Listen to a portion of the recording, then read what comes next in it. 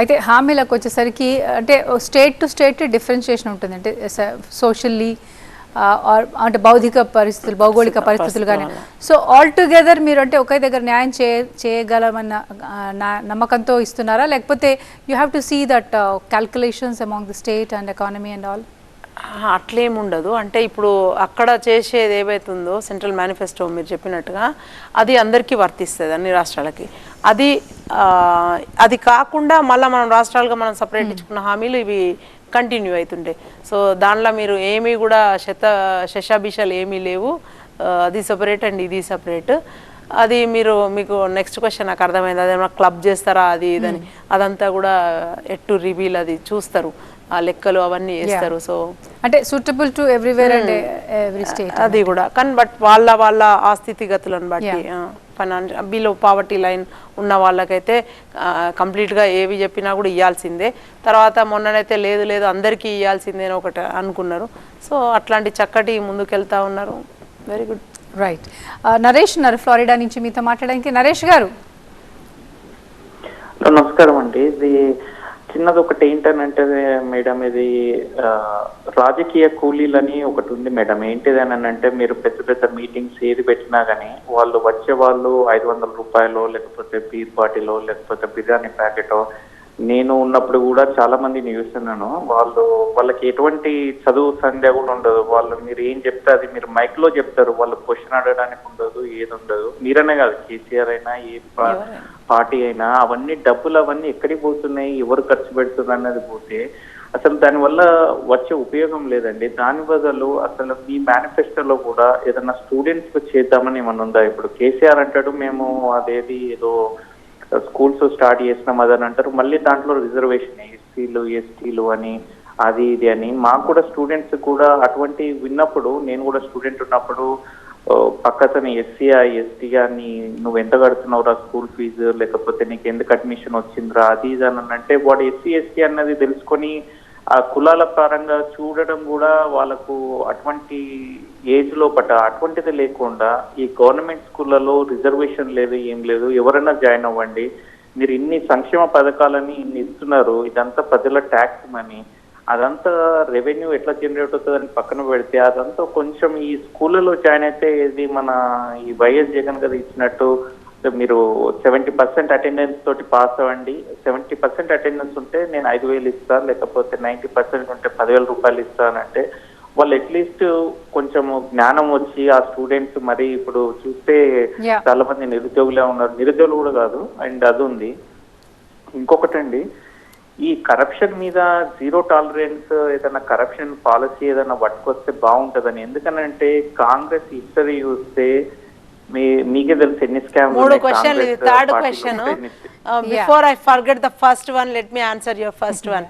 So first one వచ్చేసి ఈ రాజకీయ కూలీలను. అన్ఫార్చునేట్లీ ఇక నేను కాంగ్రెస్ లీడర్ని పక్కన పెడితే నాకు కూడా నచ్చదు ఈ పెద్ద భారీ బహిరంగ సభలు పెట్టి పెద్ద పెద్ద ఫ్లెక్సీలు వేసి అన్ని పార్టీలు రెస్పెక్టివ్ ఆఫ్ అది కాంగ్రెస్ బీఆర్ఎస్ బీజేపీయా ఐ డోంట్ మైండ్. నాకు చెప్పాలనిపించింది, నిజంగా కూడా చెప్పాలి, మనకు ఒక రెస్పాన్సిబిలిటీ అని ఉండాలి. అదేంటంటే ఇట్స్ నాట్ బయోడిగ్రేడబుల్. ఆ ఫ్లెక్సీ ఒకటి వేస్తే it will take 80 years 100 years అట్లా. సో అది నేను దానికంటే we can use the electronic media or print media ఇట్లాంటివి చూసుకొని దీని మీద పెట్టుకుంటే ఫోకస్ బాగుంటుంది అనిపిస్తుంది. అండ్ అందరూ చూస్తారు, ఇండ్ల దగ్గర ఉండే డిసైడ్ చేసుకుంటారు. అండ్ వాళ్ళ మధ్యలో కూడా లీడర్స్ మధ్యలో కూడా ఒక డిబేట్స్ నడుస్తాయి. మీరు చూస్తే వేరే కంట్రీస్లో ఆస్ట్రేలియా కానీ అమెరికాలో కంటెస్టెంట్ అందరిని అట్లా కూర్చోబెట్టారు. అట్లాంటి నాకు కూడా చాలా ఇష్టము. బట్ అన్ఫార్చునేట్లీ ఇది ఇండియా, ఇంకా ఇక్కడ ఉన్నాము మనం, కొన్ని మనకు నచ్చకపోయినా మనం సిస్టంలో అట్లా పోవాల్సిందే, ఇంకా తప్పదు.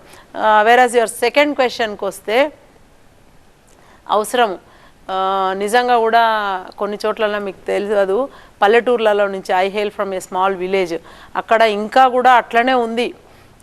Pour is poor, rich is rich అన్నట్టుగా అక్కడి నుంచి స్టార్ట్ అయితే వాళ్లకు నిజంగా కూడా ఈ అంటరానితనం అట్లాంటివన్నీ కూడా మన దానిలో ఇన్కల్కేట్ అయ్యి ఉన్నాయి. ఇప్పుడిప్పుడే ఓవర్ నైట్గా మనం చేయలేము, బట్ ఓవర్ ఏ పీరియడ్ మనం చూడలేకపోవచ్చు, మన తర్వాత తరాలు చూడాలని నేను కూడా ఆశిస్తా అట్లాంటివి. సో ఎడ్యుకేషన్ దగ్గరకు వచ్చినప్పుడు అందరూ ఈక్వలే. తర్వాత జాబ్స్ దగ్గరికి పోయినప్పుడు కొంచెం ఏదన్నా వాళ్ళకు ఓకే అది చేస్తే బాగానే ఉంటుంది ఆయన చెప్పినట్టుగా మెడికల్ కాలేజ్లలో ఆన్లైన్లో కూడా చదువుకున్న పిల్లలకి రాకుండా అది కొంచెం నాకు కూడా ఒక్కొక్కసారి అనిపిస్తుంది కించిత్తు.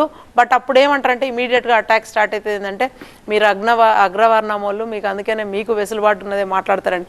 బట్ నేను అన్ఫార్చునేట్లీ కులాలు మతాలు వదిలేసి ఏం లేదు మేము ఊరు వదిలేసినాడే ఇవన్నీ వదిలేసినాము. బట్ థింగ్స్ విల్ చేంజ్ అని అనుకుందాం. మనకి నేను యాజ్ ఐ సెడ్ మనం చూడలేకపోవచ్చు బట్ మన నెక్స్ట్ జనరేషన్ మన వచ్చే జనరేషన్ చూస్తుంది. హోప్. రైట్. లోకేష్ ఉన్నారు కటార్ నుంచి మీతో మాట్లాడడానికి. లోకేష్ గారు. Thank you, Andy. Thank you very much. Thanks for connecting Q9. Thank you very much. Yeah. Ma'am, మీకు ఒక క్వశ్చన్ అండి. క్వశ్చన్ కదండి, just clarification. At the moment, I think Revant garu is the best CM for the Telangana at the moment. No doubt about it. And na second ఎప్పటికీ మీకు no doubt, నేను I can assure ఎప్పటికీ. Okay, నా second ఏంటంటే అండి, ఇప్పుడు in the gap వారధి gap లో మనకి కేంద్ర ప్రభుత్వం రిలీజ్ చేసిన ఒక సాంగ్ ఒకటి వస్తుంది. చాలా బాగుంది ఆ సాంగ్. అండ్ గూస్ బంప్స్ వస్తున్నాయి ఆ పాట వింటుంటే. సో ఆ పాట గురించి మీ ఒపీనియన్ ఏంటి? యాక్చువల్గా దాని గురించి నేను కాల్ చేశాను అండి. సార్ నాకు సెకండ్ క్వశ్చన్ గురించి ఆన్సర్ చేయండి. Thank you. ఒపీనియన్ ఏముంటుందండి, ఓట్ నీడ్ గ్యారంటీ అనేది మేమందరం ఎప్పుడు చేస్తుంటాం. అది నిరంతర ప్రక్రియ. అది ఒక్కసారి ఏదో ఎలక్షన్ వచ్చినప్పుడు తూతూ మంత్రంగా కాదు. Every person should be aware of like vote వేయాలి. వై దట్ ఓట్ అనేది మేము ఓట్ ఫర్ గుడ్ గవర్నెన్స్ అని, ఓట్ నీడ్ గ్యారంటీ అని ఎక్కడ కనిపించినా కూడా క్యాంపెయిన్ చేస్తూనే ఉంటాం. మన దైనందిన జీవితంలో ఎవరు కనిపించినా కూడా చెప్తూనే ఉంటాం ఓట్ వేయాలని. అదొకటి మౌత్ క్యాంపెయిన్. ఇదొకటి చేయాల్సిందే, కానీ ఎప్పటికీ చేస్తూనే ఉండాలి. అది ఓన్లీ ఎలక్షన్ ముందట అని కాదు. బట్ సాంగ్ మీరు చెప్పినట్టు చాలా బాగుంది. పహిలే ఓటర్ నేను కూడా చూసిన, బాగుంది. అందరూ కూడా నేను కూడా అవకాశం వచ్చింది కాబట్టి చెప్తా ఉన్నా, 18 సంవత్సరాలు నిన్న వాళ్ళు ప్రతి ఒక్కరు కూడా మీ ఓటును వినియోగించుకోవాలి. మీ ఓటును మీరు ఏముందిలే అనుకోవద్దు. That can change the fate of so many people అని చెప్పి. రైట్. అంటే that becomes our next question actually. అంటే కాంగ్రెస్ పెహలా ఓట్ అని కాకుండా అంటే 18 years నిండిన వాళ్ళకి అది కైండ్ ఆఫ్ ఫోకసింగ్ టార్గెట్ చేసినారు. కానీ అదర్వైజ్ యూత్ చాలా ఉంది మన దేశంలోనే. అన్ఫార్చునేట్లీ ఓట్ వేయరు వాళ్ళు. ఎగ్జాక్ట్లీ. సో ఆ దిశగా ఇప్పుడు ఆ నాయకుడు ఈ నాయకుడు ఈ లెక్కలే జరుగుతున్నాయి తప్పితే నిజంగా ఇన్స్పైరింగ్ అంటే democracy actually stands for people and voting. Vote is ఆయుధం అంటారు కదా. ఆ దిశగా ఏమన్నంటే కాంగ్రెస్ కానీ లేకపోతే నాయకులు కానీ ఎందుకు వర్కౌట్ చేయరు అనిపిస్తుంది. అండ్ మోర్ ఓవర్ ఇంకొక విమర్శ కూడా వినిపిస్తుంది మేడం, ఎక్కువ ఓటు శాతం వేస్తే అది రాజకీయ నాయకులకే ముప్పు అని. ఎందుకంటే everybody comes out with their own voice, so they won't be any kind of majority for any kind of leader because all leaders are not that favourite to people. So what do you respond? నేను అదే చెప్తున్నా పద్మావతి గారు. ఇప్పుడు whereas I came from Australia, ఒక $75 కానీ $100 కానీ fine ఉంటుంది straight అవే. మీరు vote వేయకపోతే అది పిలుస్తారు, ట్రయల్స్కి కూడా పిలుస్తారు. ఖచ్చితంగా ఓటేయాలి. అది ఉన్నప్పుడు అకౌంటబిలిటీ ఉన్నప్పుడు యు మేక్ దెమ్ రెస్పాన్సిబుల్. అప్పుడు they feel like they should vote and దాని గురించి ఇంకా కొంచెం ముందుకెళ్తారు. ఒక పెయిన్ అనేది తెలుస్తుంది వాళ్ళకి. అట్లాంటిది రావాలని కోరుకుంటాను నేను. అట్లాంటప్పుడే మనలాంటి వాళ్ళు మారుతారు. ఇక్కడ ఉన్న వాళ్ళు ఇడున్న దానికి అసలు ఇంపార్టెన్సే లేదు అనుకుంటున్నాను. అసలు ఓటైన వాళ్ళకు ఇవన్నీ పథకాలు అవన్నీ అసలు చేయొద్దు. అట్లాంటివి చేయాలి, చేసి దాన్ని లింక్ చేయాలి.